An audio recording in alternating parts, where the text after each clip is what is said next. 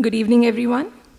I, Prachi Bharat, Senior Associate Editor, EBC, feel deeply honored to welcome you all on this momentous occasion where we gather together to release the book Corporate Insolvency, The Road to Viksit Bharat by Mr. Sumant Batra. It has been a remarkable 10 years since the introduction of the Insolvency and Bankruptcy Code, a legislation that has fundamentally transformed the landscape of corporate insolvency in India.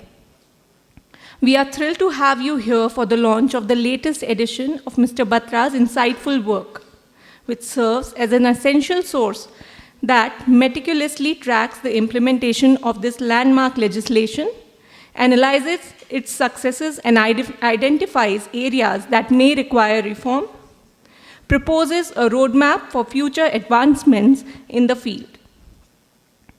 To mark this significant occasion, I would like to extend a warm welcome to all the distinguished dignitaries on and off the dais. Let me begin by welcoming all the dignitaries on the dais. It is my distinct pleasure to introduce our chief guest, Justice A.K. Sikri, a true legal luminary, a trailblazer whose contributions have left an indelible mark on the nation's justice system. With a remarkable career that spans over 4 decades, Justice Sikri has not only redefined the contours of constitutional law, but has also fervently championed labor rights and arbitration. As a former judge of the Supreme Court of India and currently serving as an international judge at the Singapore International Commercial Court, Justice Sikri's influence is profound and far-reaching. With more than 400 Supreme Court judgments to his credit, he is a beacon of integrity and a steadfast champion of justice. Sir, we are honored to have you as our chief guest today.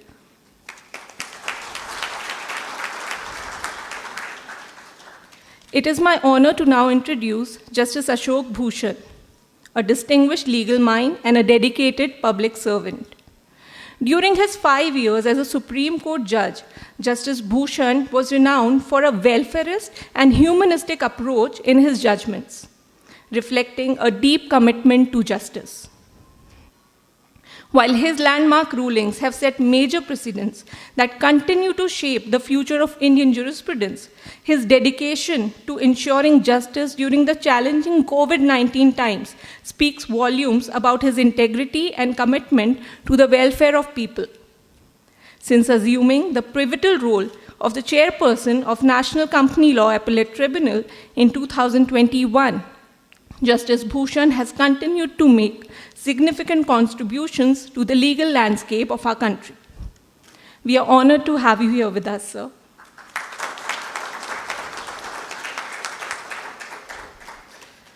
It is a privilege to welcome our next guest of honor, Mr. Amitabh Kant, the former G20 Sherpa of India, who has recently joined Fairfax as a senior advisor.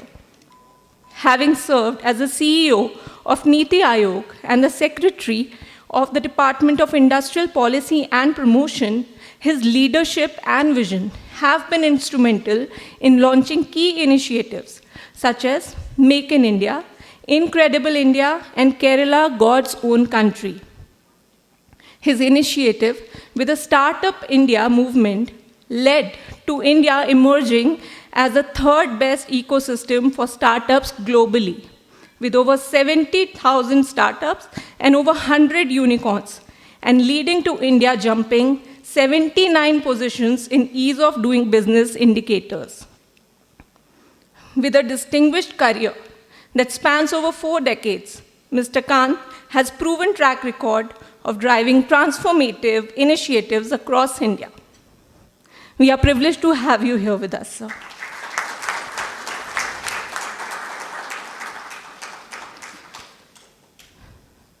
It is my pleasure to now introduce Mr. Sanjeev Sanyal, a distinguished member of Prime Minister Narendra Modi's Economic Advisory Council since 2022, where he holds the rank of Secretary in the Government of India.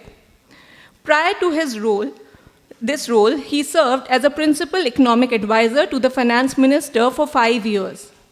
Mr. Sanyal has represented India on several international platforms and has played a crucial role as co-chair of the G20's Framework Working Group.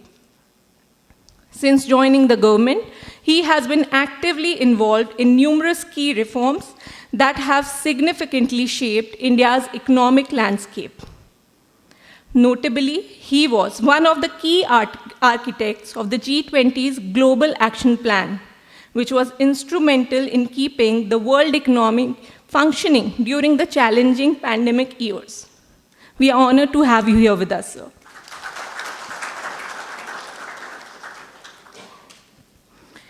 It is now time to welcome the man of the moment, Mr. Sumant Batra. With 3 decades of global expertise in insolvency and bankruptcy, Mr. Batra is a distinguished figure in this field, being the only Indian honored with the title of International Fellow by the American College of Bankruptcy. He also holds a distinction of being the youngest and the first president of Insol International from Asia. With a private museum dedicated to rare and vintage Indian graphic art, a library to preserve interest in reading old and rare classics, and as the founder of the Indian Cinema Heritage Foundation, Mr. Batra is also a passionate advocate for India's rich heritage and literature. Each book by Mr. Batra brings his readers closer to the subject matter, and this one is no different. Thank you for giving EBC a chance to publish this book.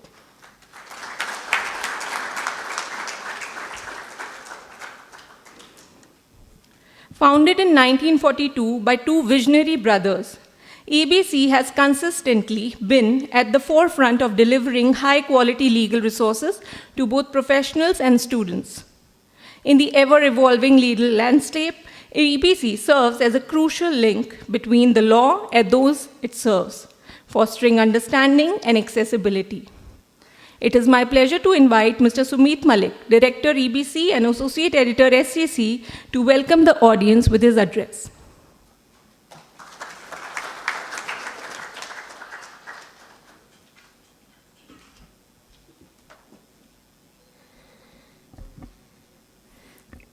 Justice A.K. Sikri,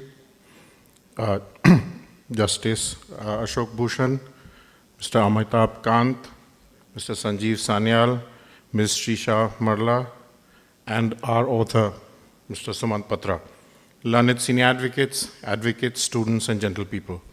It is my privilege and pleasure to welcome all of you to this event, where we will be celebrating the release of the book on corporate insolvency, The Road to Viksit Bharat.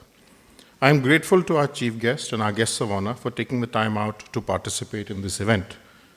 Our association with Mr. Sumant Batra is now a long one. This is the 2nd edition of his book on corporate insolvency, the 1st edition of which was published in 2017. We've been closely associated with some of his earlier books, as well as his initiatives at the Insolvency Law Academy, which he so admirably marshals. The Insolvency Code is now 10 years old. The 1st edition of this book was written when the code was in its infancy.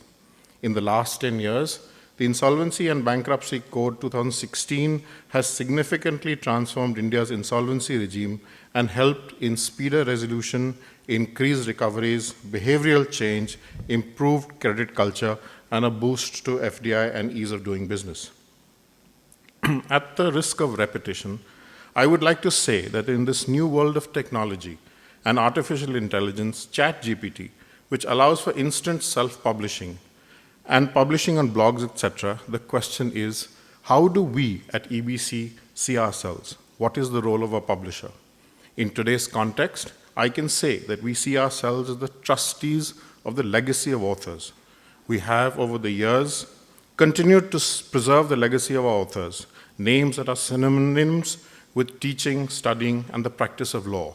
Professor V.N. Shukla, Professor Kelkar, Dr. Avtar Singh, Professor Ahmed Siddiqui, Shri V.D. Mahajan, Shri V.G. Ramachandran, Professor T.K. Tope, Professor B.M. Gandhi, and others.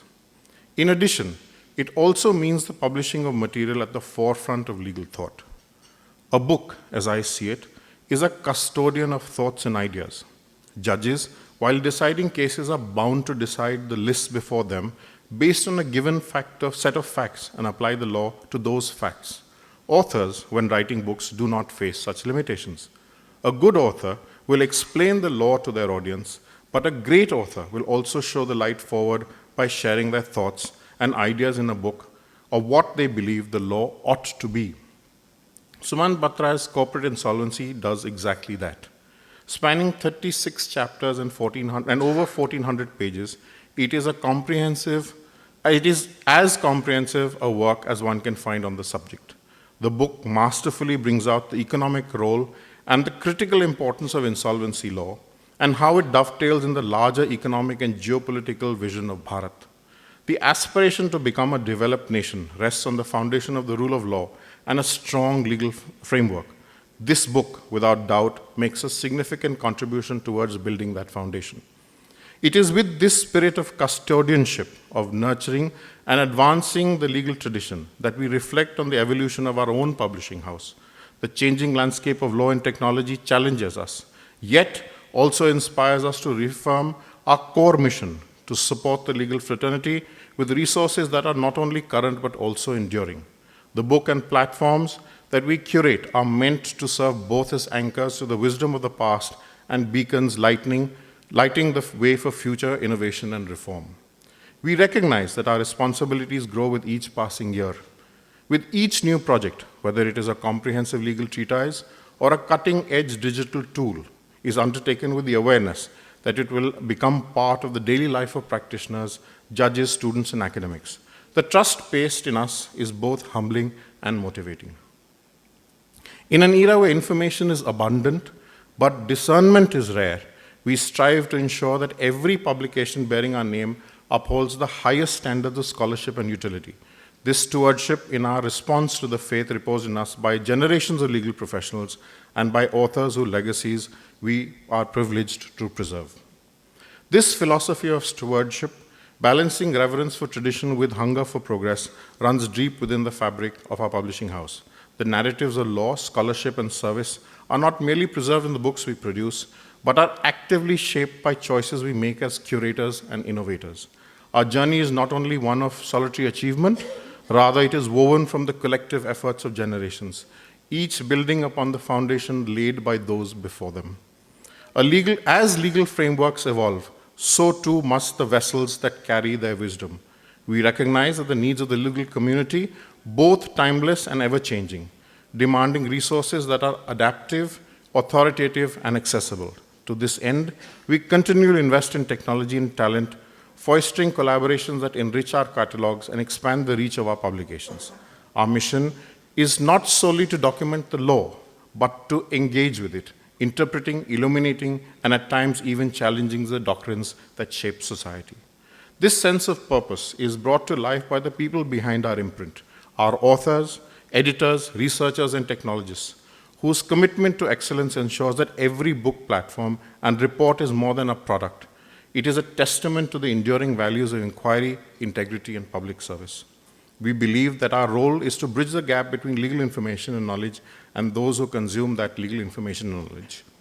The journey of our publishing house is deeply interwoven with the history of legal India itself, a story marked by perseverance, adaptability, and a commitment to public good. Each page we publish echoes the countless hours invested by teams dedicated not only to accuracy, but also to the lasting relevance of their work. In this way, our catalog becomes not merely a collection of texts, but a living archive, a repository where legal evaluation and collective memory find a home. And as the same is with Mr. Batra's book, and probably, I think, even till 3 days before it sort of went to print, this sort of continued, and we were sort of editing, finalizing, editing, and finalizing it. Looking back on the decades of progress, we recognize that behind every milestone lies a spirit of humility and service. Our founders set forth not with great resonance, or not with grand resources, but with an unwavering dedication to the needs of their community. In that same dedication which drives us today, urging us to innovate, to reach wider audiences, and to nurture the next generation of legal minds. Our ethos is grounded in the belief that knowledge, once shared, multiplies in values. Every legal insight disseminated, every doctrine clarified, becomes a stepping stone for greater understanding and societal advancement. In the face of rapid technological change and shifting paradigms, our mission remains steadfast to deliver content that is not only timely, but also timeless, not only informative, but transformative. We see ourselves not merely as publishers, but as custodians of a living discipline, charged not just with reflecting the present, but also shaping the future. As a third-generation member of a publishing house, I am grateful for the guidance of my elders. Our story began in 1942 when my granduncle and grandfather, incidentally both from Jhang, and this is a sort of an interesting story. Mr. Batra, his next book is on the journey of a Jhangi, and that's what he's writing on, and I found this to be so incredible that we share the same heritage coming from a small little town which is now in Pakistan, which is where Sumant's family is from and the subject of his next book. The then humble booksellers served legal professionals, including the legendary Mr. Ambedkar. Their commission was and remains to provide resources that genuinely support practitioners. When EBC transitioned to publishing in 1947, our focus was on delivering high-quality, useful books for lawyers and students. The introduction of Supreme Court cases SCC in 1969, driven by a need for faster and more accurate reporting, further strengthened our reputation. Today, SCC continues to uphold its foundational principles of promptness, accuracy, and reliability, covering even the previously unreported judgments from 1950 to 1968. Recently, we launched High Court cases, HCC, to bring the same standard reporting to High Court judgments.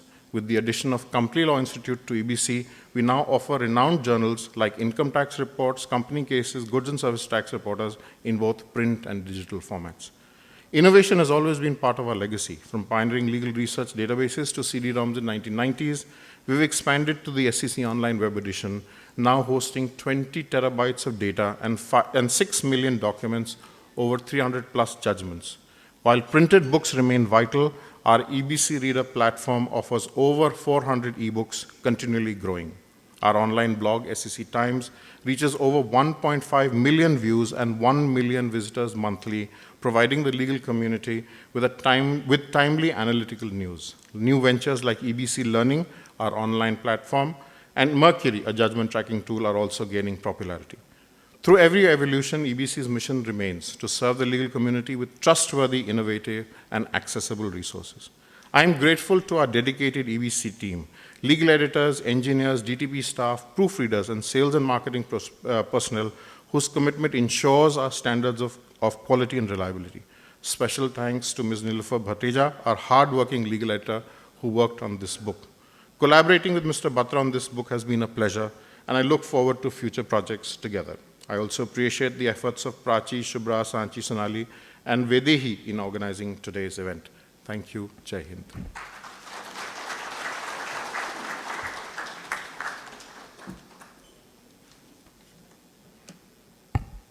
Thank you, Sumit sir. Before we proceed with the addresses, I would like to request all the dignitaries on the dais to please unveil Corporate Insolvency, The Road to Viksit Bharat by Mr. Sumant Batra.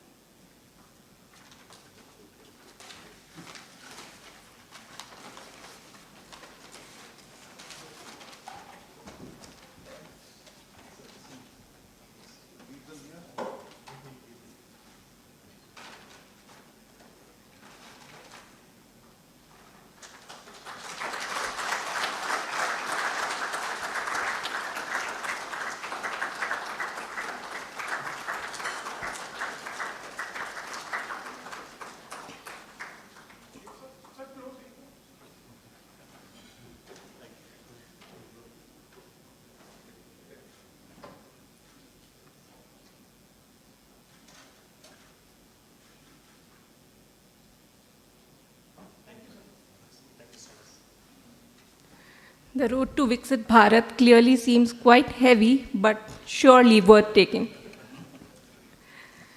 This occasion would feel incomplete without acknowledging late Shri Arun Jaitley, who, as India's finance minister, championed the landmark insolvency reform and heralded the enactment of the Insolvency and Bankruptcy Code in 2016.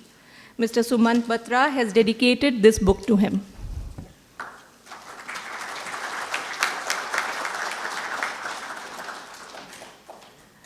I would now like to invite Justice Sikri to address the audience.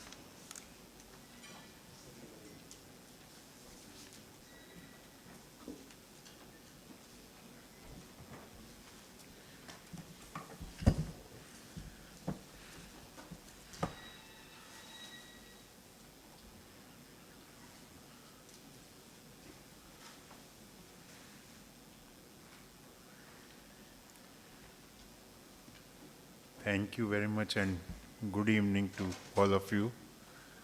My esteemed brothers, Justice Ashok Bhushan, Amitabh Kant, and Sanyal sitting on the dais. My very, very, very dear, I don't know, I should call him colleague, I should call him friend, I should call him my son or nephew. Like he wears so many hats, our relationship also has so many facets. And Mr. Sumit Malik, sitting on the dais, many distinguished senior advocates and other guests sitting of the dais, including Malik family, as well as Asha. It's really a momentous occasion, there's no doubt about it. And this book, if you ask me to speak on this book for whole day, I can speak. There's so much to say about this book. It's really outstanding, but I have been given only 10 minutes. So whatever I'll try to say, you treat it as Gagar mein Sagar, and whatever message I'll try to convey as far as the merit of this book is concerned. IBC came as a legislation, everybody knows. It came after much hard work, right from 98, 99. There have been discussion of bringing a legislation on insolvency, giving away or shedding the archaic laws which were governed or which were governing the ecosystem of insolvency. Ultimately, as I think rightly, this book is dedicated to Mr. Arun Jaitley. When he was the finance minister, he took the lead immediately after assuming that charge and constituted this by Mr. Vishwanathan's committee, chaired by him, and in 2016, end of 2016, we saw the IBC coming into force. Everybody hailed, rightly so, that this is one of the best economic legislations which India has brought. And its results were also immediately seen. Our ease of doing business index, I think where we were at almost at the bottom at a place 160 or 65, within 1 year, we are ranking rose to within 100, I think 99 or 100, and thereafter came down to 70. What I feel is, and that is the best thing in this book, I tell you, of course, any legislation which comes, any statute which is passed, its enforcement, when it takes place, naturally there are going to be commentaries, there are going to be various books written on that subject, whichever may be the legislation. And these commentaries may be giving the interpretation to various sections and how the courts have decided, etc., and all that you would see in that. This book is not confining its discussion to this aspect only. That is there, of course, to which I would allude to. But the main thrust of this book is which is in the title itself. And that is what Sumant has been able to capture, and very few people would understand that or would have visualized about the IBC. It may be important legislation, economic legislation, etc. But what it is, corporate insolvency, the road to Viksit Bharat. This is one legislation which is an instrument to bring about economic growth in this country. That's the message which this book is giving, and the entire treatment of the law of various topics around this particular theme, which you can see from the introduction which he has given, even prologue before that which he has written of this book, where he has really stated as to why this is the catchword and why this is the theme of the IBC. It is again not the section-wise commentary, but various topics which are dealt with in last 9 years when the IBC, its enforcement is seen, and what are the issues which are faced and how these are to be dealt with. That is what is captured in this book. In fact, if I may say so here, that Mr. Batra, and it was told to you, and everybody knows here in this audience, and MC also told about this, that he wears many hats. He is a blend of, if I may say so, an academician, a scholar, a jurist on the one hand, and he has practical experience insofar as the field of insolvency is concerned. And his practical experience, I can say with sense of authority, although I'm no more a Supreme Court judge, but at least this verdict I can still give, and with sense of authority, and because what I'm going to say is correct. I think there is no parallel insofar as knowledge of insolvency law and the experience in insolvencies is concerned. There is no parallel to Mr. Batra in this country.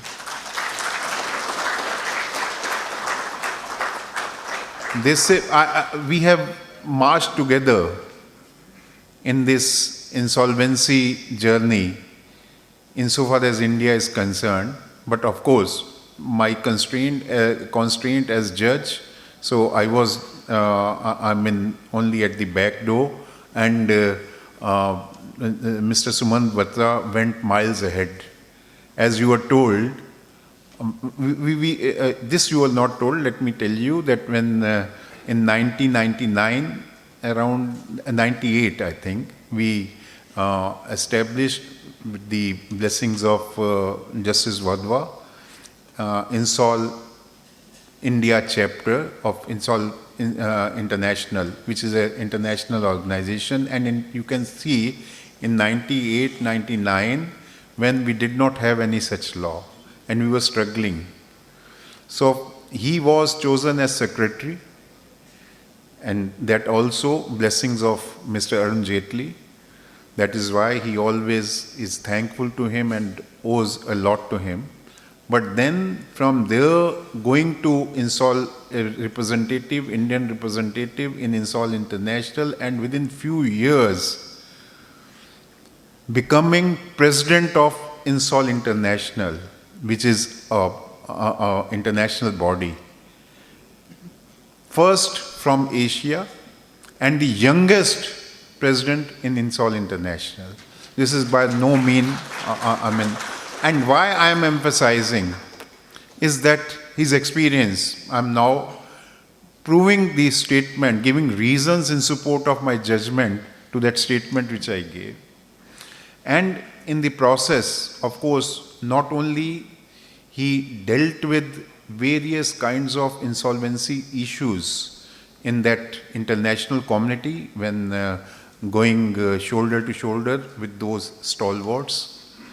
He had the first-hand experience. In the process, because of his brilliance, he was selected or chosen by World Bank, by Asian Development Bank in many projects which he undertook. Not only that, few countries came up to him, you help us in drafting our legislation in this country.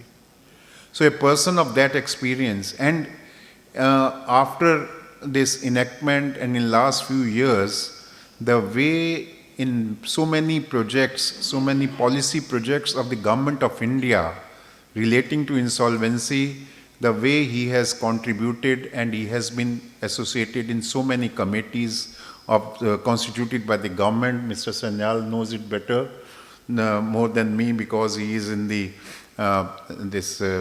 advisory committee, Prime Minister Economic Advisory Committee, is a member there, so he has that knowledge. And therefore, the experience, all that experience which comes, coupled with, as I said earlier, the seeing this legislation as road to Viksit Bharat and giving that treatment to this book is phenomenal and totally different. One thing you may observe is that it is the second edition of this book. First edition was written by him immediately within 1 year of coming into force IBC. There were hardly any case law, as well as no commentary on various provisions, because the act has yet to be tested.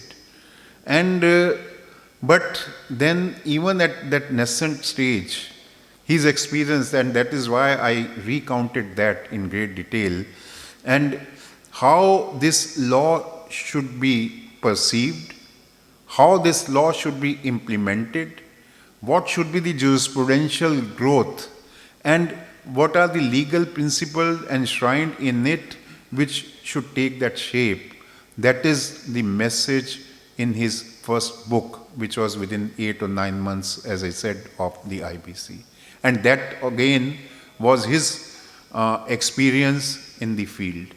In last 9 years now, we have seen the functioning of IBC and this journey of various ups and downs.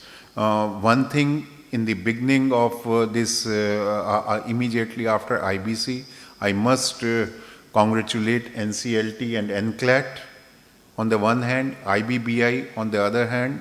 At that time, Mr. Dr. Sahu, who became the chairperson of IBBI, and Supreme Court. I think all worked in tandem, otherwise enforcement of laws and shaping of these laws, which even are brought by this legislation on our legislative book, is not that easy. It has various handicaps are encountered and various obstructions are encountered, and many times it takes years to even understand such laws through judicial means. But here was a cooperative efforts, as if nobody was talking to each other, but I think all these institutions understood that this is the law. If it is to be successful, it is an engine of growth, of economic growth of a country, and we have all to contribute. Yes, there have been number of progressive judgments. At the same time, let us be frank, there are few regressive judgments of the Supreme Court also.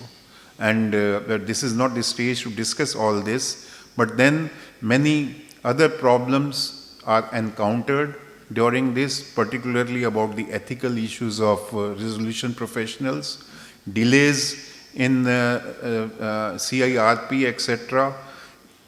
Let me frankly say here, Chairman NCLAT is sitting, Mr. Bhushan. Of course, naturally he is not responsible, or he also must be feeling about it. The manner in which many times NCLT members have been appointed has been a problem. And time has come when the persons have to be appointed keeping in view their domain expertise. They should have knowledge of economic laws in this country, because I have always felt that law and economics are greatly connected with each other. And the time has come when mediation in insolvency has also to take shape. Government has been doing a lot on this, and this book contains all these and much more. Because of my limited time, I would not say much, but would recommend, this is the book which is to be read by not only the practitioners, not only the judges who have to give decisions, but by policymakers as well. And if you see, the book itself says law, yes, it discusses law, policy and practice. So what is the policy behind and how it can be implemented, various provisions, etc. And the jurisprudence which he has sought to create by this book is phenomenal, according to me. And I really congratulate him. I'll end by saying that all of you, I think I've forgotten the name of the author, there's a very celebrated book, What They Don't Teach You at Harvard. It is on management. And so what they don't teach you, one thing is how to manage time in a most constructive manner. And if you want to have those classes, come to Mr. Sumant Batra and ask him how he is able to utilize his time in so many activities. And it's not only legal books which he is writing novels, literature as well. He is busy in his cinematography, museums, etc., in those ventures also. And there are so many. I will not take time to elicit all this and count all this, but this is what he does. And whatever he does, it's not that it is on peripheral. It is with commitment, dedication, and putting his 100% into that particular venture. And this book is testimony of that. Thank you very much.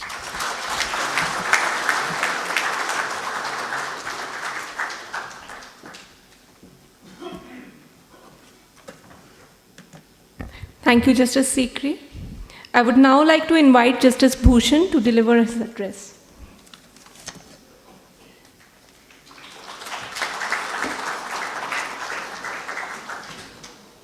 A very good evening to all of you. Justice A.K. Sikri, the chief guest of the function, Mr. Amitabh Kant, Mr. Sanjeev Sanyal, Sumit Malik, and the attraction of today's function, Mr. Sumant Batra, senior advocates present, members of the bar. I see all familiar faces who are involved with the insolvency adjudication, both in NCLT, NCLT and the Supreme Court.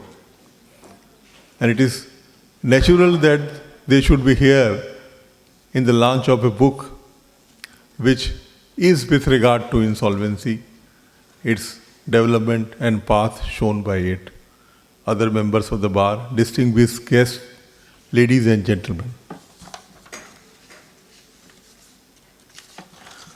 I want to begin today by congratulating Mr. Sumant Batra on the occasion of the book launch event of the second edition of his book on insolvency titled Corporate Insolvency, The Road to Viksit Bharat, Law, Policy and Practice. It is a privilege and honor to be before this distinguished gathering of experts and eminent persons, all hailing from crucial and highly influential positions in their respective domain, and who have come together this evening to celebrate the success of Mr. Batra's phenomenal book. Today, amongst us, there are some seasoned experts of the insolvency law domain. These are people who have made tremendous contributions toward the development of the insolvency law in India, especially under the current insolvency law regime. The author of this remarkable book, Mr. Sumant Batra, began his legal career when he enrolled at the bar in 1989. In March 1994, he founded Kesar Das B. and Associates, a law firm that would soon grow into one of India's most respected in the field of insolvency, restructuring and bankruptcy law. Mr. Batra led KDB as its managing partner. During his journey as a practitioner of law, Mr. Batra has been a fierce advocate both at the NCLT and NCLT. In the late 1990s, he drafted the Charter of Insol India and affiliated it with Insol International, the leading global body for restructuring professionals. Mr. Batra has increasingly been called upon by global institutions. Over the last 2 decades, he has acted as a senior international consultant to IMF, World Bank, OECD and Asian Development Bank, advising on policy reforms across Africa, Eastern Europe, the Middle East and South Asia. He was instrumental in the design of legal framework, debt resolution system, and risk mitigation strategies. His efforts help countries build resilient financial system and put India on the map as a serious contributor to the evolving global insolvency regime. His passion for legal reform goes hand in hand with his commitment to education and scholarship. In addition to serving as an educator at law schools, he serves as the founder and president of the Insolvency Law Academy, India's first think tank focused exclusively on insolvency research and capacity building. In 2024, Mr. Batra received the Global Restructuring Review Award in London, becoming the first Indian to win the honor. He is also the only Indian International Fellow of the American College of Bankruptcy, consistently rated as India's top insolvency lawyer by Legal 500. Mr. Batra continues to serve as a backend for those building careers in insolvency, restructuring and commercial law. In 2024, he co-edited Mediation in Insolvency, a game changer for Viksit Bharat, along with Justice A.K. Sikri, proposing mediation as a revolutionary tool in bankruptcy resolution. In 2017, Mr. Batra had successfully published the first edition of Corporate Law Insolvency, The Way to Viksit Bharat, Law, Policy and Practice, the second edition of which is awaited and being launched today. It is an honor to walk you through the powerful structure of the book, Corporate Insolvency, a work that captures India's transformation in insolvency law. The book flows across 3 parts, each marking a turning point in our insolvency journey. Part 1 takes us back to the pre-2024-14 era, a time marked by bailouts, financial inefficiencies, and the urgent need for reform. It sets the stage for why the Insolvency and Bankruptcy Code became a necessity. Part 2, the soul of the book, covers the evolution of the IBC from 2014 to 24. It explains how institutions like the NCLT, IBBI took shape, how corporate insolvency resolution, pre-packed framework, liquidation, and even individual insolvency have been tackled on the ground. And when we arrive at part 3, which cast a bold vision for the future, imagining India as a global insolvency hub in 2047, integrating ancient wisdom, global best practices, and modern innovation like hybrid models. Together, these 3 parts form more than just a legal narrative. They tell the story of India's maturing economy, its institutional grit, and its growing influence in global insolvency jurisprudence. The book is a timeline, a toolkit, and a forward-looking vision for reformers, professionals, and policymakers alike. What makes this book remarkable is its relevance. It goes far beyond a standard legal commentary. It sparks meaningful conversation, offers practical solutions, and aims to inspire real positive change within our insolvency ecosystem. At the very heart of this book lies the Insolvency and Bankruptcy Code, or the IBC, a transformative framework that has fundamentally redefined how India addresses financial distress. The book thoughtfully chronicles the achievements of the IBC while also shining a light on critical next step needed to ensure it continues to deliver on its core objective, value maximization, economic revival, and credit discipline. Mr. Batra, the author of his important work, makes a powerful observation. I quote, "Insolvency should not be seen as a sign of failure. Rather, it should be embraced as an opportunity for restructuring, for recovery, and ultimately for renewal." A mindset like this is a key to fostering innovation, encouraging responsible risk-taking, and ensuring stakeholders' protection when ventures fail. This brings us to a fundamental principle that Mr.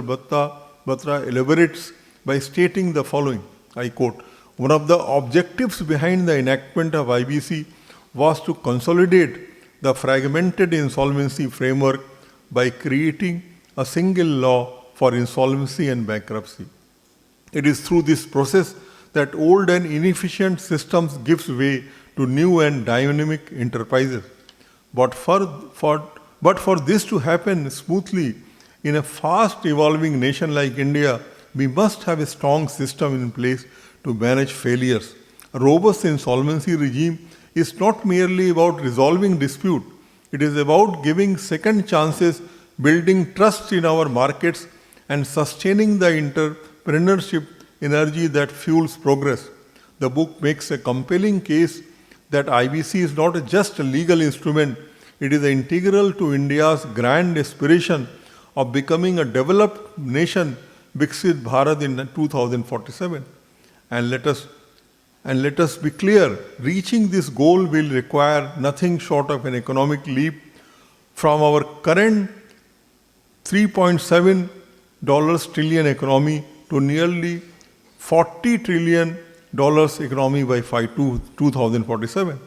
Achieving this will mean scaling up per capita incomes, expanding manufacturing, and improving our business environment. None of this can happen without a fast, efficient, and trusted mechanism to resolve commercial disputes, and the IBC stands at the heart of that mechanism. If we are to preserve assets, restore business, and protect jobs, speed and efficiency are non-negotiable. What makes this book an event more authoritative is Mr. Batra's rich background, his years of experience, his deep legal expertise, and his unique understanding of finance, governance, and public policy. His leadership is in both national reforms and international insolvency forums lends immense credibility and weight to the perspective he shares. One of the most insightful aspects of the book is his inclusive outlook. The book goes beyond corporate insolvency, examining issues like municipal insolvency, climate change, and unique challenges of MSMEs and individuals. This broad perspective highlights a major gap, the lack of a strong personal insolvency regime, which leaves many individuals and small businesses unprotected, ultimately hindering job creation, innovation, and youth entrepreneurship. Mr. Batra rightly argues that introducing a personal insolvency framework would unlock our demographic dividend. It would foster a more risk-tolerant, resilient economy and significantly boost investor confidence. Beyond analysis, the book offers a broader reflection on the evolution of insolvency law in India from its early days to its role today in building financial credibility and supporting national development. Mr. Batra places insolvency law in the larger context of India's growth story, showing how well-designed legal frameworks can shape credit culture, improve governance, and reinforce market discipline. In doing so, this work is not just a retrospective, it offers a strategic roadmap for the future. It identifies what works, what needs to improve, and how we can build an insolvency system that is efficient, inclusive, fair, and future-ready. In conclusion, this book is more than just a scholarly work. It is a guide, it is a call to action, it is a vision document. Since its inception, the journey of corporate insolvency resolution process has been remarkable. Between December 116 and December 1324, total of 2,707 CIRPs resulted in orders for liquidation. This figure is based on official analysis of insolvency cases under the IBC at the end of 2024. Out of the 8,175 CIRP cases admitted during this period, more than 6,100 cases have been closed Recovery under IBC has been encouraging. Creditors have realized around rupees 3.55 lakh crores through resolution plans exceeding 160% of the liquidation value and nearly 88% of fair value. However, average recovery against admitted claims remains modest at about 31 to 32%. Looking ahead, it is essential to recognize both the challenges and opportunities that future insolvency regime will encounter. The rise of globalization has led to an increase in cross-border insolvency cases, highlighting the need for harmonized international framework to resolve jurisprudential and creditor disputes. Although the unilateral model law offers a basis for such cooperation, its implementation remains uneven. Emerging trends such as pre-packed insolvency, out-of-court restructuring, and cross-border frameworks are making insolvency process more efficient and internationally aligned. As we pursue sustainable economic growth, it is important to recognize the value of mediation as a complementary tool in the insolvency resolution. Mr. Batra believes that, I quote, use of mediation in insolvency can be game changer for India in many ways. Excessive litigation by stakeholders before NCLT can be reduced by using mediation to iron out the frictions. Mediation can expedite outcomes and maximize stakeholders' value through facilitated negotiation. While the Supreme Court has acknowledged its potential, wider acceptance among all parties is crucial for its success, as mediations enable mutually agreeable, party-driven solution. As we reflect on the insights shared today and the vision articulated in Mr. Batra's book, it is evident that India's insolvency journey is both a story of progress and a call to action. The IBC has set new benchmarks for how financial distress is addressed, but the road ahead demands even greater collaboration, innovation, and resolve from all of us. Mr. Batra's scholarship reminds us that effective law is not static. It evolves with the needs of society and the aspiration of the people. I commend Mr. Batra for this important contribution to advancing India's insolvency law in support of economic growth and national development. Let us build on this progress by embracing innovation, fostering dialogue, and strengthening trust among stakeholders. With continued commitment, India's insolvency framework can remain a model for others and pillar of our nation's growth. Looking ahead, the integration of technology and digital platform, as well as the inclusion of mediation and personal insolvency framework, will be crucial in shaping a more agile and inclusive system. In the words of the author, technology emerged as a powerful enabler, transforming insolvency framework and paving the way for faster, more transparent, and efficient processes that benefit all parties involved. We must also continue to nurture a culture where second chances are possible, where entrepreneurship is encouraged, and where the rule of law supports both economic ambition and social responsibility. In this spirit, let us move forward with renewed purposes, drawing on the wisdom of thought leaders like Mr. Batra and working collectively to ensure that India's insolvency regime remains dynamic, transparent, and equipped to meet the challenge of a rapidly evolving economy. With this thought, I end my address congratulating Mr. Batra for the printing of the second edition of this book and wishing him many more such achievements in the future. Thank you, Jai Hind.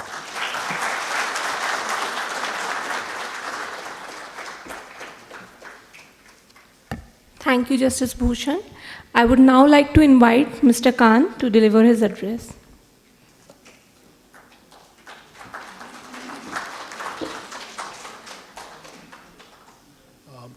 The distinguished chief guest, Justice Sikri, the chairman of NCLAT, Justice Ashok Bhushan, my distinguished colleague, Sanjeev Sanyal, Mr. Sumant Batra, Sumit, all the distinguished guests, ladies and gentlemen. Let me at the outset first compliment Sumant Batra for a remarkable book. I have been very fortunate to write the afterword of this book, and I was truly honored to do this. Sumant is a remarkable person. He's an author, a great intellectual, a lawyer, a great cinema buff, all this rolled into one. So he's an exceptional human being, and much has been spoken about him. But his book is a work of great scholarship. I think it's one of the most remarkable books on this subject, with great amount of in-depth study by Sumant, and I think it's a must-read for anyone who's wants to make himself knowledgeable about India's growth and progress and the critical role which IBC has to play. I've been a long-term believer, and I've been associated with the drafting of the law when I was Secretary, Department of Industrial Policy and Promotion, and when we were working very hard to improve India's position on the ease of doing business. We jumped up almost 79 positions, a number of rules, regulations, procedures, all laws. Many of them were scrapped. India is the only country which has scrapped over 1,700 laws, but vast number of processes were digitized. But the need for insolvency and bankruptcy code was very, very critical. And that has ushered in a very transformative change in our financial ecosystem. The International Monetary Fund has actually termed IBC as a big bang reform in India, and the IBC has marked a very significant shift in India's transition from what was, India was once termed as a nation which was characterized as a nation with socialism without an entry to capitalism without an exit. And this paradigm actually shifted with the introduction of the IBC, which provided a much needed mechanism, that is insolvency issues in a time-bound and very efficient manner. And the IBC actually, to my mind, has played a very transformative role in the Indian economy. At the time of its enactment, we were facing a twin balance sheet crisis, where non-performing assets were hovering around close to 12%, and this resulted in the choking of fresh credit, which led to the economy stalling its economic growth. And the IBC actually emerged as a lighthouse of a new era, ushering in what Justice Nariman actually had eloquently paraphrased from John Milton, that defaulter's paradise was lost. And it engendered a culture of corporate accountability and credit discipline. Much has been said by Justice Sikri, and much has been said by Justice Ashok Bhushan, but I would like to use this occasion to touch upon 4 critical points to my mind. Firstly is that there is a need to avoid reversal of resolution plans and upholding the commercial wisdom of the Committee of Creditors and engendering certainty, predictability, and the rule of law. I also feel that there is a need for establishing an office for the economic assessment of judicial decisions. And this is critical because on 2nd May 2025, the Supreme Court delivered a far-reaching judgment in the matter of Kalyani Transco versus Bhushan Power and Steel Limited. And actually, by directing the liquidation of BPSL, there has been several challenges. The court actually reversed one of the most elaborate resolution processes in India's insolvency history. And by undoing on rigid procedural grounds a long-drawn resolution process, where the Committee of Creditors had exercised its commercial wisdom, the verdict actually has introduced an element of huge uncertainty amongst investors. The primacy of the commercial wisdom of the COC had been established by a series of judgments, particularly by Justice Nariman, and those have been done.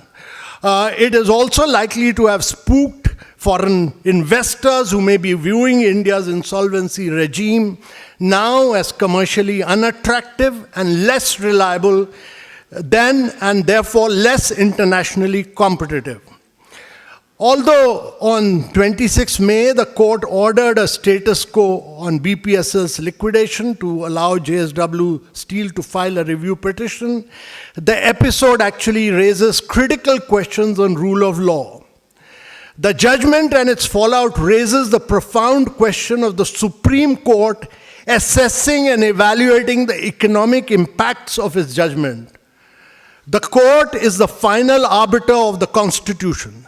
Its impact on economic issues is pervasive, and therefore, in addition to judicial deference, the judiciary should also conduct judicial impact assessments of its own judgments, both ex ante as well as ex post. And where possible, to resolve the economic impact of the court's judgment. This exercise is particularly important when it comes to matters of great economic importance, which are more often than not brought out by way of PILs. The Supreme Court is fully alive to this issue, and Justice Sikri in the Shiv Shakti Sugars judgment stated that in a situation where two views are possible, or wherever there is impact, I think the economic issue must take precedence over other issues.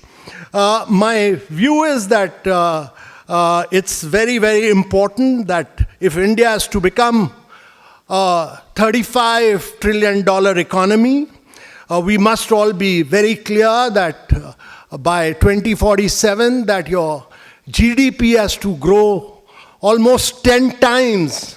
Your per capita is to grow 9 times. Your manufacturing has to grow 16 times. And all this is very, very critical. The second point that I want to make is that there is a need for tribunal process reengineering. Justice delayed is justice denied, and it is essential to minimize judicial bandwidth on administrative matters while opening non-core functions to innovative, non-sovereign or private players to deploy technology for improved court management.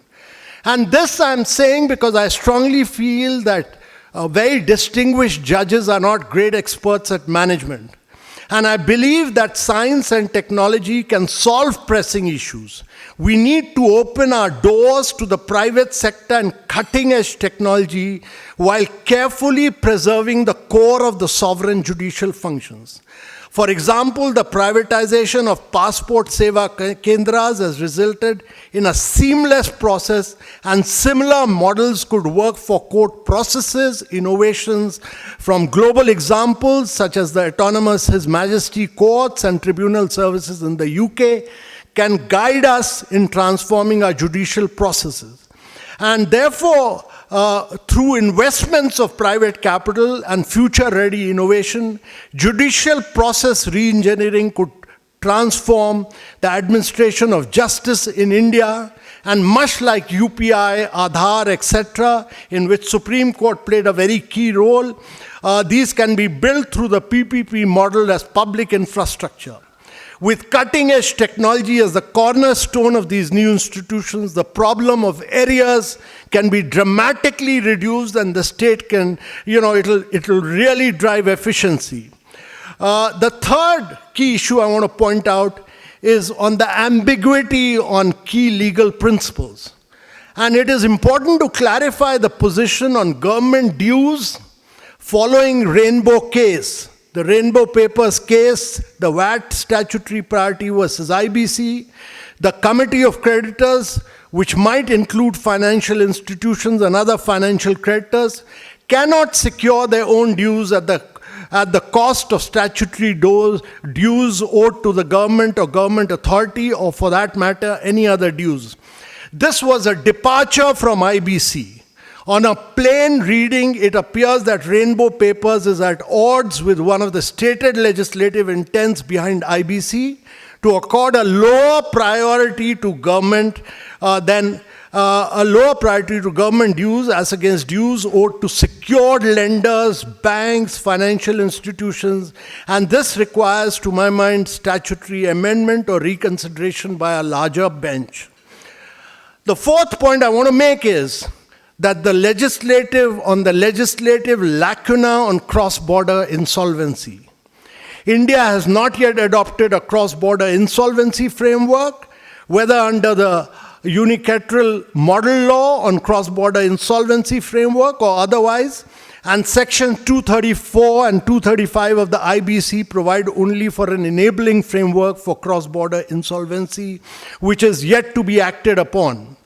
To my mind, both Section 234 provides for bilateral or multilateral agreements to be entered into by the central government with other countries for purposes of cross-border insolvency, and Section 235 provides for a mechanism whereby the NCLT can seek assistance from foreign countries. It is important to note that Indian law does provide for enforcement and recognition of foreign judgments on the basis of legislative reciprocity. I am of the view that it is very, very important that as India's economy integrates with the globe, given upcoming disruptions and redundancies on account of technology and climate change, which will lead to more insolvency, we need a model law for cross-border insolvency. So these are four key policy issues on which we need to really debate and discuss and arrive at a final perspective, because if the country has to grow, if we need growth, if we need progress, if we need India to become a $35+ trillion economy by 2047, IBC has to be the driving force. And it has to be the driving force for India's growth, progress, and prosperity. And Sumant Batra's book plays a very critical role in bringing many of these issues center stage. Thank you very much, ladies and gentlemen.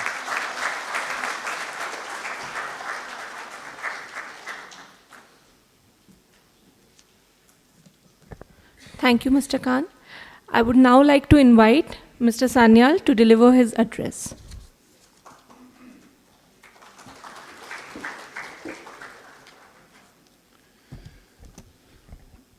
On behalf of the various distinguished luminaries on the stage and distinguished guests in front of me, let me once more congratulate Sumant on a second edition of his remarkable book, which is already a Bible of sorts in this field. So congratulations to you. So as with the book, we have already heard a foreword from Justice Sikri, the body from Justice Bhushan, and you've heard an afterword from Mr. Amitabh Kant. So now the problem is, what am I supposed to do? So I decided that I shall do the next best thing and read the book for you from cover to cover.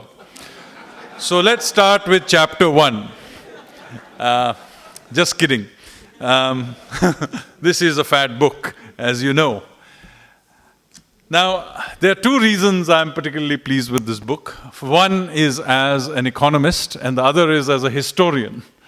And both of them are important. So as an economist, let me say, this deals with an issue that is very, very important, which is the architecture of creative destruction.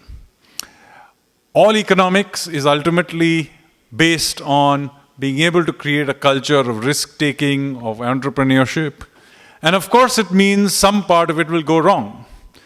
And this is going to become even more important in an environment where technology is continuously churning, geopolitical systems are liquid, and all kinds of other shocks are going to come by. The only way you're going to succeed is by creating a system where the errors of continuous risk-taking are continuously cleaned up. So insolvency and bankruptcy are absolutely critical to the way we think of economics. And if you don't believe me, think about the alternative. It's the BIFR. Those of you will remember what it used to be. So this is something that is really critical. I was not personally involved in getting the law passed, but I was involved in using the law to do many things, not the least cleaning up the banking system while I was at the finance ministry. And during that time is when I got to know Sumant very well. And he and Dr. Sahu, who is not here, were very, very helpful to me in terms of helping me understand the nuances. And I have to say, it's a fine law that has been put together. So congratulations to all of you who are involved in that. And of course, to the subsequent enforcement of this and creating, of course, the whole case law and other things that didn't exist. So when the first edition of this book came out, none of all of that part existed. So in a sense, by writing the second part, I can say that many of the things that are here, I am actually personally witness to it. And I know that how important it is to put it all and document it. And here comes my hat as a historian. One of the major problems of a lot of Indian policy making, but generally Indian public life, is how poorly we document it all. Very often I come across some meeting will happen, great amount of debate and discussion will happen about some reform or some issue, and then I will discover, after much effort has gone into it, that exactly the same issue had been discussed with exactly the same arguments and debates some 20 years earlier, and nobody had bothered to put it all together. Because we don't have a system of institutional memory. So books like this are absolutely critical, because in this field, in a sense, this book has now, up to today, brought us, the entire institutional memory of the system is here.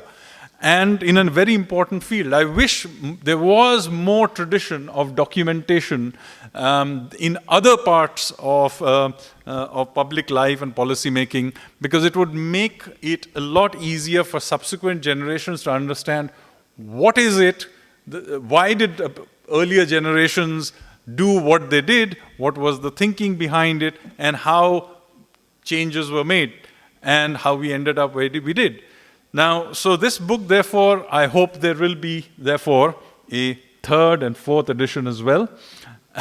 And I hope to be here to be able to see its launch as well. So this, I hope, is not the last edition, but one of many more editions to come. Finally, let me say that in the time that I have known Sumant, he is a kindred spirit, because like him, I have many different interests. So they reflect also in the way he has written the book. So of course there is the serious stuff about the law and its implementation and so on.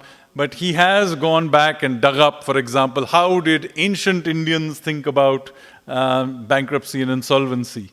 And he has also then speculated forward into an issue that I think is very important, and that is something that maybe some of us can take up, which is the issue of personal bankruptcy, individual bankruptcy. So that's something that's still a half-done thing, but nevertheless, well done, Sumant, and thank you very much.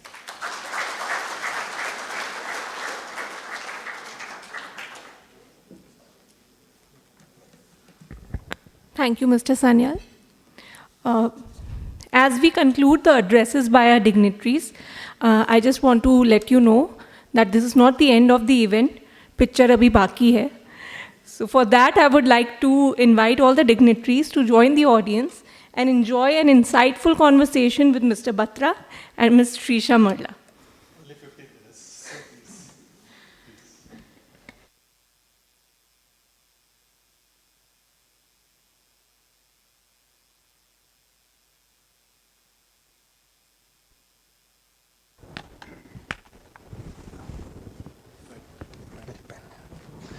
Amitabh ji से sign करा लेना Amitabh Please join me in welcoming on the dais Ms. Shrisha Marla, former member of the NCLAT, who will lead an engaging conversation with our author, Mr. Sumant Batra. Before her tenure at the NCLAT, Ms. Marla served on the District Consumer Forum in Hyderabad and as a non-judicial member of the Andhra Pradesh State Consumer Dispute Redressal Commission, where she disposed of the highest number of consumer cases in the state. She later joined the NCDRC, adjudicating thousands of consumer cases and establishing new legal principles, particularly concerning the rights of home buyers and the responsibilities of insurance companies. As a member of the NCLAT, she adjudicated a significant number of appeals under the Insolvency and Bankruptcy Code and Company Law. We are excited to witness the exchange between you and Mr. Batra. Ms. Marla, over to you. Congratulations, Sumant. Thank you. Thank you so The much. first edition of this book was published in 2017, right? So why 8 years? I know that you're a person who dons many hats, and Justice Sikri, Honorable Justice Sikri, has even given his verdict that you're the best in this IBC field. You're an academician, jurist, scholar. You have a passion for cinema, written books on the late actor Sanjeev Kumar, Anarkali, manage a museum in Goa, apart from being busy receiving all the awards. Even then, I know that you're a great multitasker and you manage time beautifully. So why 8 years? I know zindagi badi honi chahiye, lambi nahi.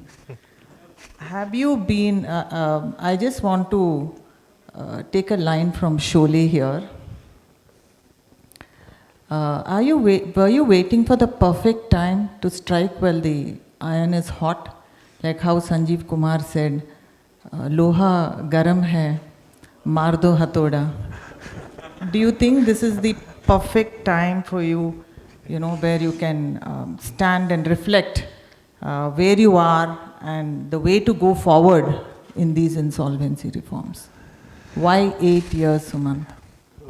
Well, thank you so much. Before I respond to that, Judge, I have to first of all thank all of you who are here in such a great number to be a part of the celebration of this book, which means a lot to me, dedicated to Arun Jaitley ji. And what I have done is nothing but a tribute to his vision, his foresight, his zeal to make India a developed country together with Prime Minister Modi. And he was a doer. And all of us who have, in the initial years, whether the institutions that were built or whether it was the collective effort of the various stakeholders, whether it was Amitabh Kanji, whether it was Sanjeev, and after the institutions were created, you just see Ashok Bhushan and many other. I see from IBPI, you have Sandeep Kirk, whole-time member, many other from Mukulita ji, who was earlier the whole-time member. Many of us here, I may not be able to take the name, who actually did this because Mr. Jaitley provided tremendous leadership and foresight. He was very hands-on, and it was remarkable the way he inspired all of the people who were part of the initial team to take IBC forward. Secondly, of course, I'd like to thank Justice Sikri for writing the foreword. He did the same honor for me for the first edition. And for me, there could not have been a better person than him to write the book forward, not only because he is the best person as a judge, but I think it is his ability to articulate and complement law and economics, which is something which Mr. Amitabh Kant also alluded to. And I think working on the policy side with the government, the amount of respect that he holds because of the way he opened the doors for the judges to think from a very different perspective, look at things from a very different he was the best person to, in my opinion, write the foreword for his book. And every word, if you must read that foreword as well, reflects how he thinks the judges should really think.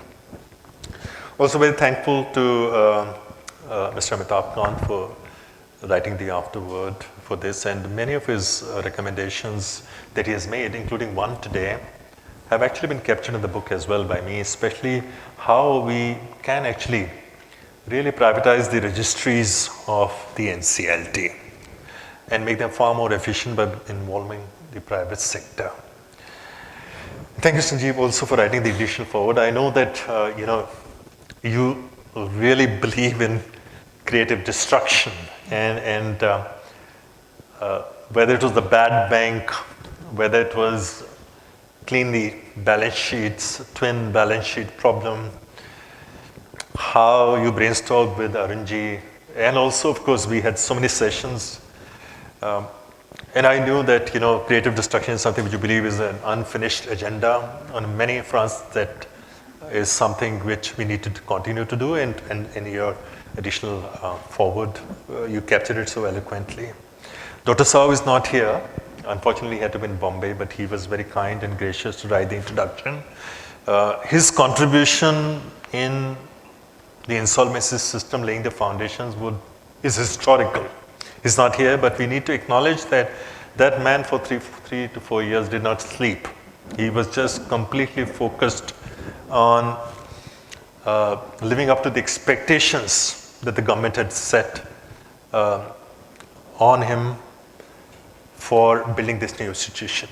And in my view, IBBI is India's gift to the world. Nowhere else in the world, I'm sorry, I know I still have to answer your question, I haven't forgotten, but I must acknowledge all of these people who have really made the book what it is in a way that it manifests.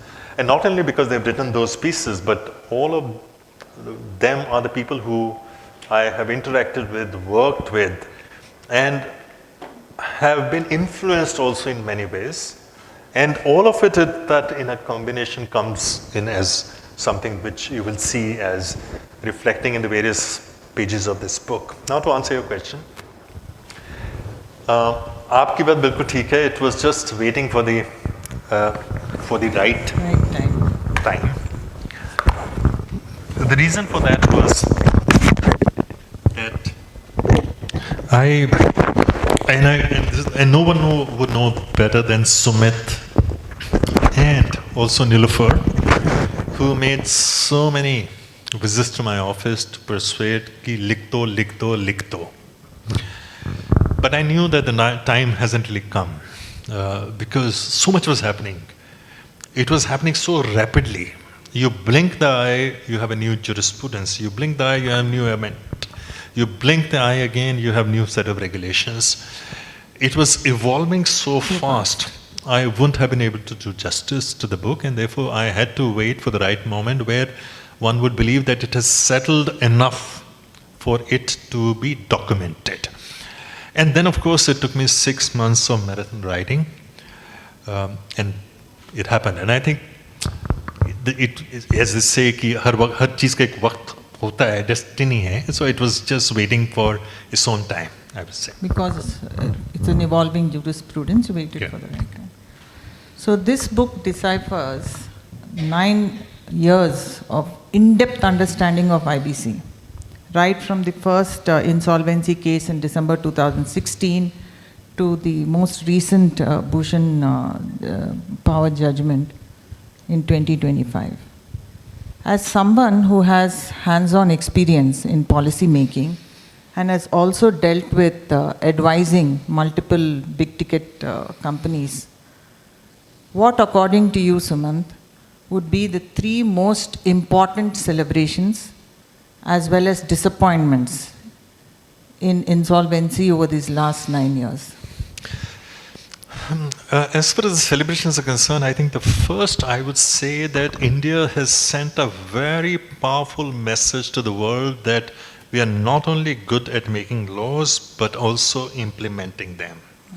We defied our past track record of being perceived as poor at implementation. We have always been quick to adopt to best standards, make good legislations, but we have always disappointed the people of India and also the investors is lagging at implementation. But this is where it was demonstrated right from the day one that if there is a political will behind implementing a law, it can happen, and it can happen in a shining way. It is an example which should be studied in management schools as to how IBC was implemented in the first 3-4 years. How all stakeholders got together to make it happen in the interest of India, India's vision, belief in India, and also that when you have guidance, political leadership, and the parliament is willing to intervene as and when necessary to plug the gaps based on what experiences and learning comes from the market and guidance that comes from the various judgments, because a number of judgments have in the last paragraph left a note of suggestion for the parliament, and the parliament has picked up wherever it believes it resonates with their vision. And I think that is one remarkable outcome. The second remarkable outcome is how in the span of first 4 years itself, we were able to avert a crisis in the banking sector that was at the cusp of blowing like a dynamite.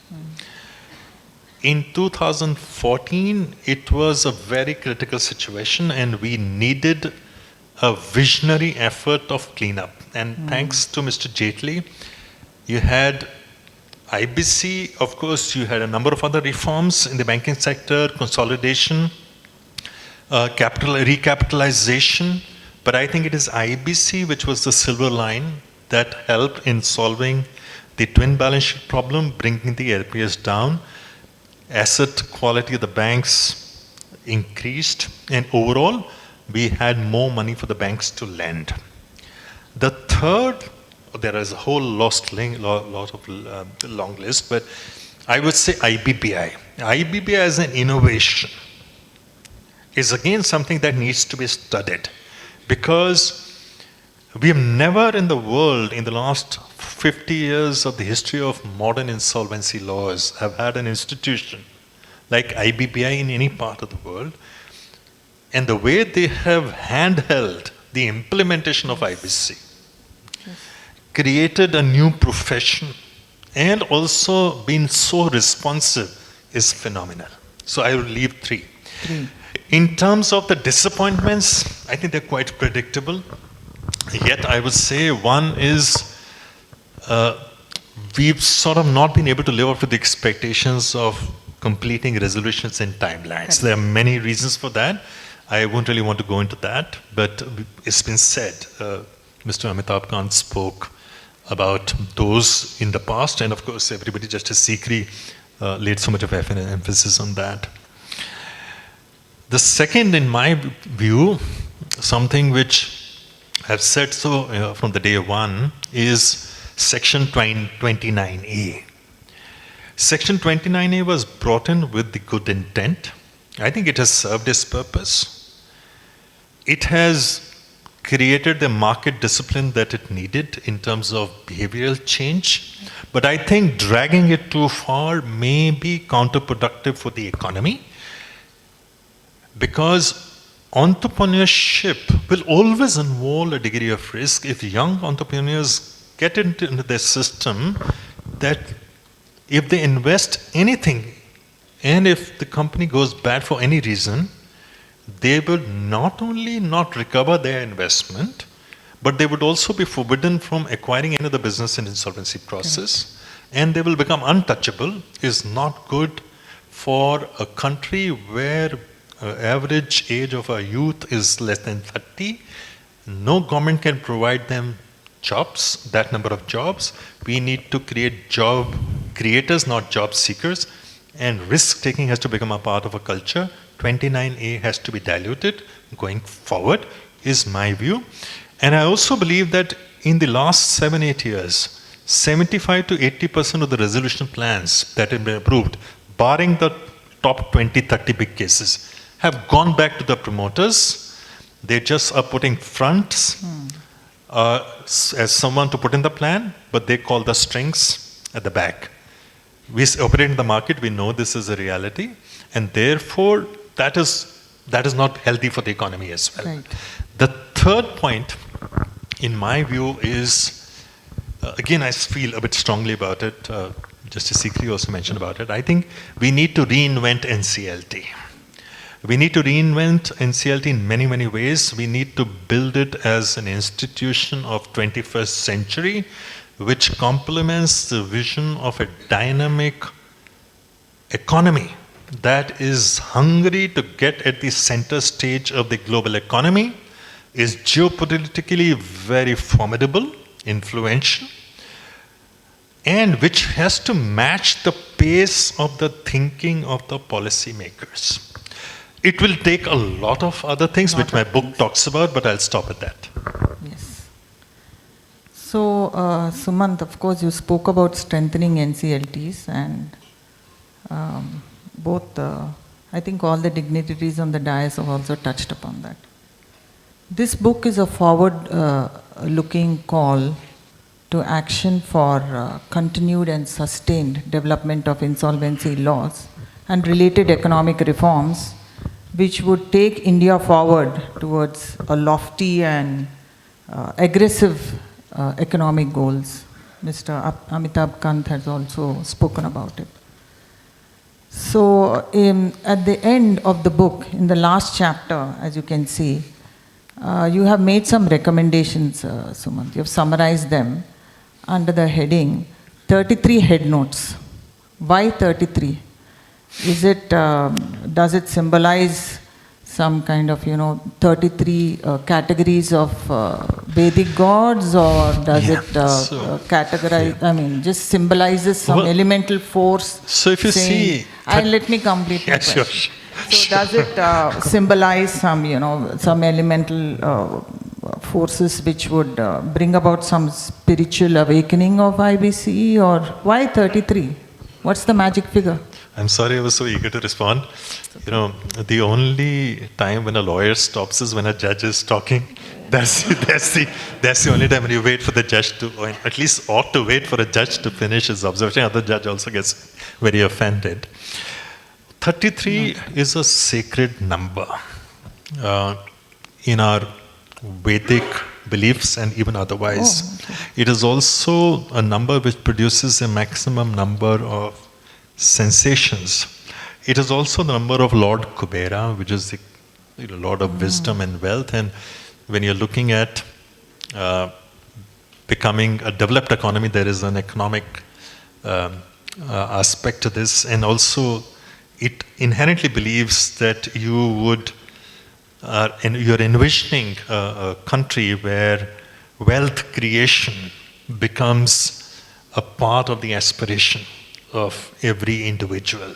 Okay. And collectively we create and make the developed country.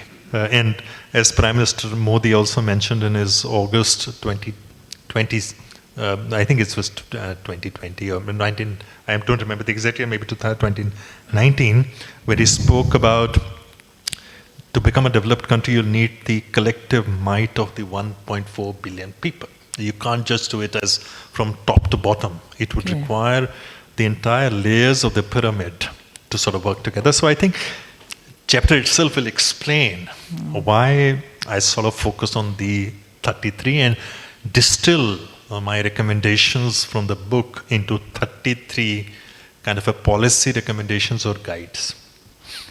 So Sumant, can you walk us through some of these 33 recommendations? Which among these are urgent? Which among these have...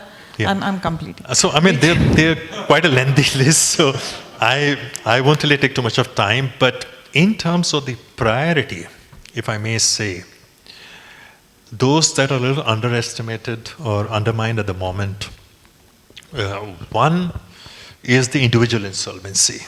Because I do believe that as US did when it decided to convert itself into a free market economy, their vision was very clear that the state does not need to create wealth for its people.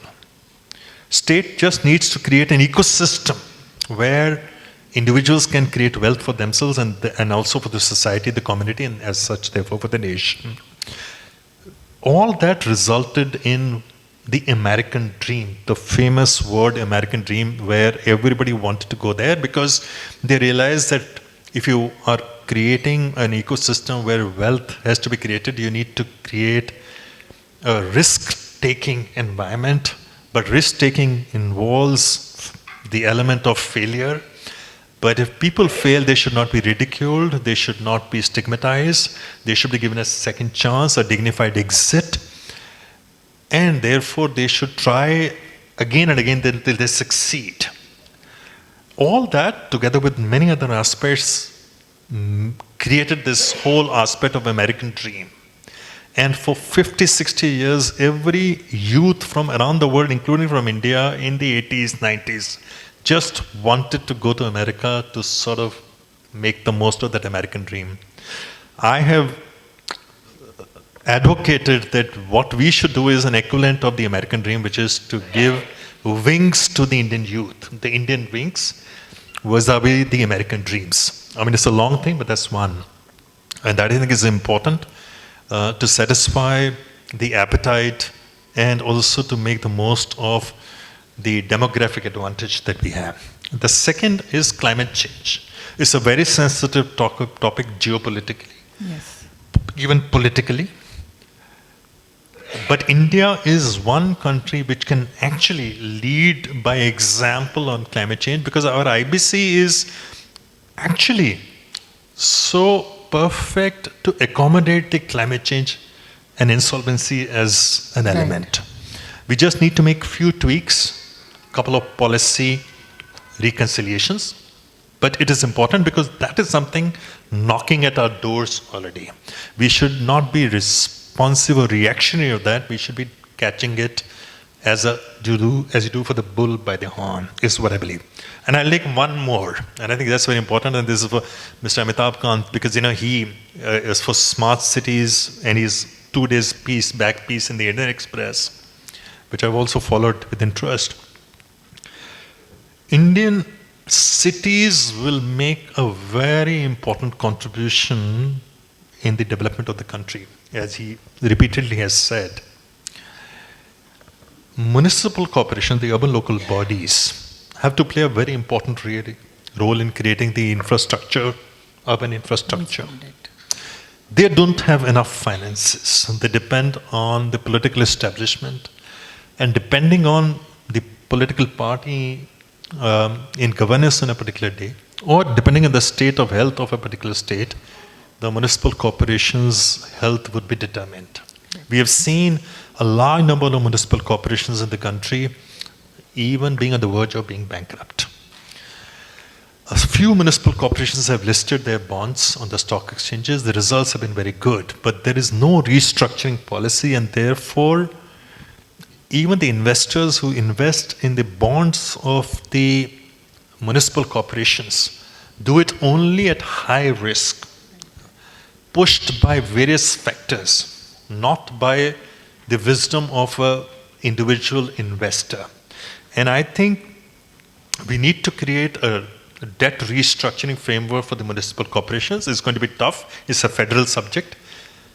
But till we reconcile this point at the policy level, which might, of course, as I said, need a constitutional amendment, in 5 years, 7 years, 10 years from now, we need to at least go for the low-hanging fruit, which means the municipal corporations which have their bond listing, we need to create a debt restructuring framework for them. And the best place to have it would be in SEBI itself as a part of the Companies Act and SEBI framework. We don't even need IBC for that.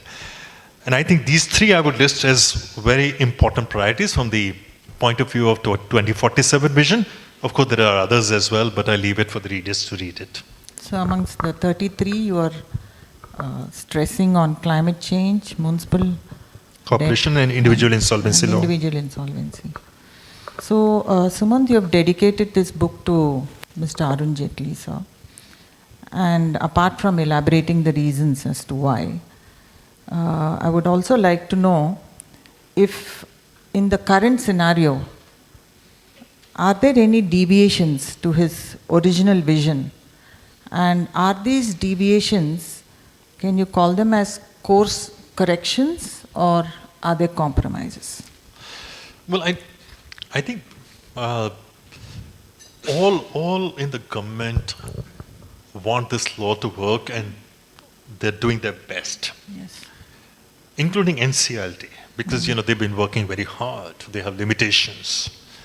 So I think, I can't speak for Mr. Jaitley, but he would have been very satisfied. The only thing perhaps he could have done, and only he could have done is, in his usual trademark style, at one of the parties, he would have spoken to one of the head of the institution who he felt needs to sort of his aise karlo, waise karlo. That was his trademark style. He would never dictate. He would always give due respect, but walk maybe 10 steps with him at one of the parties on the side and say, aise karlo, waise karlo, convey the government's sort of, aspirations or expectations. But I think otherwise we've done tremendously well. I don't really think we should sort of dampen the spirits of those who have worked very hard to say that you're not doing well, but we can improve and we should improve wherever we can. So Sumant, let's shift the gears a bit. When did this passion start? And that Mr. Jaitley has already spoken about. When did this, your involvement with the reforms begin? Well, Mr. Jaitley, which Mr. Justice Sikri mentioned about it, 1998, 20th September, a week Is there before. any personal spark in this? I think I used to do a little bit of insolvency work, but I think Mr. Jaitley was, and it was a simple 30 seconds conversation. I was in his office to brief him for a matter. After the matter was over, he just said, again his style, Batra, एक नई organization बना रहे हैं, तू संभालेगा? That was it. I said, बिल्कुल. अच्छा फिर 28 September, Habitat Center आ जा, 5 बजे, Surinder, is a clerk, वो तेरे को बता देगा. That's it. And then Justice Sikri was there, many people were there. There was some very senior people from the profession, and when my name was proposed as secretary, some of them suggested, and in all good faith, such a big organization, such a visionary organization, why should we not have it in our firm, because we have better resources. Arunji kept silent in his typical style. He had already spoken to Mukul. Mr. Mukul Rohtak was saying, Mukul said, "नहीं, Batra को करने दो." That's it. And I think that changed my life. And I recognized the immense amount of responsibility and trust that he had reposed on me. And all that I did, besides, of course, to follow my own career path, was also to ensure that it did not disappoint a man who had reposed so much of trust in me. Rest, as they say, is history. So as Justice Bhushan has already said, this book is extremely important to all sections of the society, especially to all the professionals who are, associated with IBC. So when is your next book? And will your book now, bring together your next book, your love for cinema and your passion for insolvency? Well, cinema is something which Asha is writing next on, so I hope that her book comes out before mine. I'm writing on one. I've yet to start writing on, but I've already signed a contract. Is the biography of a very eminent filmmaker. But I'm hoping that before that, Asha finishes her book, because she's writing a book on the history of Indian studios. She's finished it, but still not sending it to the publisher. I don't know why. My editor is also here. Is there Shantanu? He probably just left, but he's the editor. Her editor is also here. But my next book, which is set to release on 13th of August, is called Kafila. The partition memoir of a Jhangi family. It's actually a documentation of the history of partition from the time when the whole discussion with Muslim League announcing the Lahore Declaration onwards till after the partition. In parallel runs the story of my ancestors as to how they were caught in this whole thing and they had to flee, leave everything behind. My father was just 6-year-old then. A small village, but happy, prosperous village called Rodu Sultan in district, which is now district Chanj. It was part of Multan division. And their story of how they traveled on their feet as a part of a kafila for 4 weeks, came here, how they were rehabilitated, how they settled in Hisar, how eventually they made their lives, and how my father, despite all this struggle, went on to hold 2 key constitutional offices, shows the resilience of my ancestors and millions others who came with them. So it stops there. It's not my generation's story, but it stops at how my father, their siblings, everything, their struggle and how they did it. But it's essentially about my grandparents who came at that time in their mid-40s, is how it is. So that's set to launch on 13th of August, a day before Partition Day. I wish you all the best for that also. Thank you so much. Even I have several Thank you. questions, but I also don't want to start from chapter 1 onwards. So anyway, I wish you all the best. Thank you so much. And it's an honor for me to be a part of this. Thank you so much for talking to me, ma'am. Thank you. Thank you so much. And I'd just like to take 2 minutes to, all the vote of thanks will be done by Vedhi formally, but I wanted to personally thank the entire team at EBC in particular, which spent days, weeks on the editing of the book, which is not an easy task. For a book that is of 1400, comes with a great amount of responsibility. Yet you will spot certain mistakes that is inevitable. But all those are my responsibility. They have done a great task. So over to you, Prachi and Vidhi. Thank you. Thank you, Ms. Merla, and thank you, Mr. Batra, for this really insightful and entertaining conversation. As we come to the close of the event, I would like to invite Ms. Vedhi Gulati to deliver the vote of thanks.